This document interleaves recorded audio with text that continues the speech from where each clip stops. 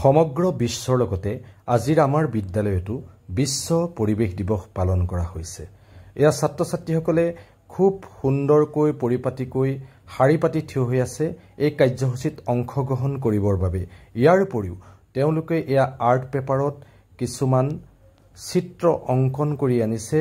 আজি এই বিশ্ব পৰিৱেশ দিৱসৰ লগত সংগতি থকা কি সুন্দৰ সুন্দৰ চিত্ৰ আপোনালোকে এয়া দেখিবলৈ পাইছে। খুব ধুনীয়া লাগিছে আজি তেওঁলোকক। আজি বিশ্ব পৰিৱেশ দিৱসৰ মূল কাৰ্যসূচী হৈছে মাৰ নামত এজোপা গছ ৰোপণ।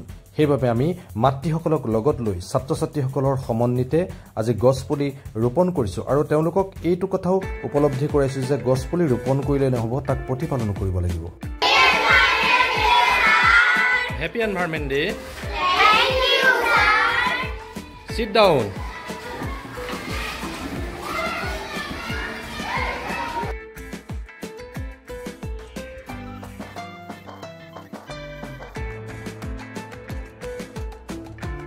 এয়া এনেদৰেই মাতৃসকলৰ লগত ছাত্ৰ ছাত্ৰীসকলে গছ পুলি ৰোপণ অৰ্থাৎ মাৰ নামত এজোপা গছ ৰোপণ কাৰ্যসূচীত অংশগ্ৰহণ কৰিছে। আৰু গছ ৰুলেই নহ'ব, তাক ভালদৰে প্ৰতিপালন কৰিব লাগিব। এই কথাও ছাত্ৰ ছাত্ৰীসকলক ভালদৰে বুজাই দিয়া হৈছে। ইয়াৰ পাছত আমি এটা শোভাযাত্ৰাৰ বাবে আগবাঢ়িছোঁ।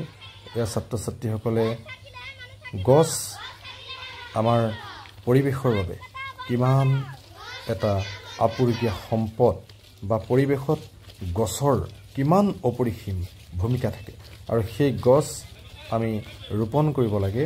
আমি গছ যধে মধে কাটিব নালাগে।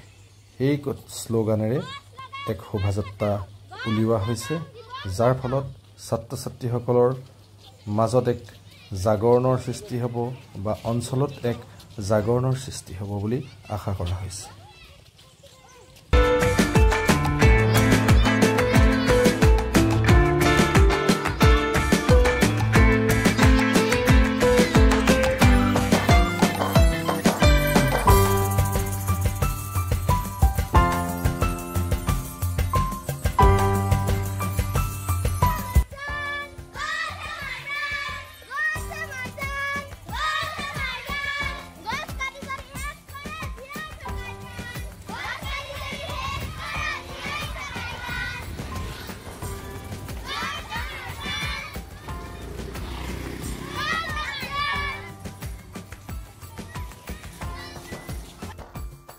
কেৱল গছ কটাই নহয়, কিদৰে প্লাষ্টিক প্ৰদূষণৰ পৰা বাচি থাকিব পাৰি সেই সম্বন্ধেও ছাত্ৰ ছাত্ৰীসকলক বুজোৱা হৈছে।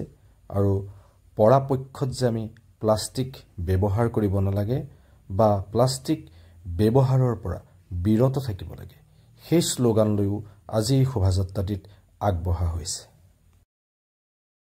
আজিৰ এই শোভাযাত্ৰাত আমাৰ বিদ্যালয়ৰ পৰা বনাইঘাট হৈ বনাই হাইস্কুল পৰ্যন্ত আগবঢ়া হ'ল। আৰু এই শোভাযাত্ৰাৰ জৰিয়তে ছাত্ৰ ছাত্ৰীসকলৰ মাজত সচেতনতা বৃদ্ধি তথা জনসচেতনতা বৃদ্ধিৰ বাবে প্ৰয়াস কৰা হ'ল। ছাত্ৰ ছাত্ৰীসকলে মনত বহু আনন্দও পালে আৰু লগতে তেওঁলোকে পৰিৱেশ সুৰক্ষাৰ বিষয়ে জ্ঞান লাভ কৰিলে।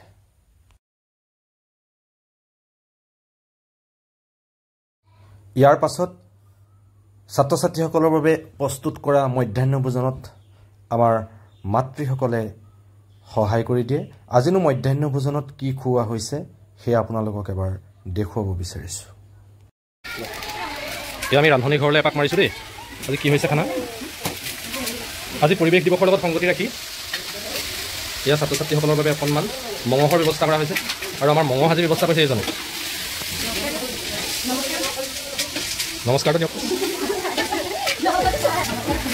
এনেদৰে অতি সুন্দৰভাৱে ছাত্ৰ ছাত্ৰীসকলৰ বাবে মধ্যাহ্ন ভোজন প্ৰস্তুত হ'ল। যিকেইগৰাকী অভিভাৱক তথা মাতৃয়ে আজিৰ দিনটিত এনেদৰে সহায় কৰিলে, তেওঁলোকলৈ আমাৰ বিদ্যালয়ৰ তৰফৰ পৰা আন্তৰিক ধন্যবাদ আৰু কৃতজ্ঞতা জ্ঞাপন কৰিছোঁ।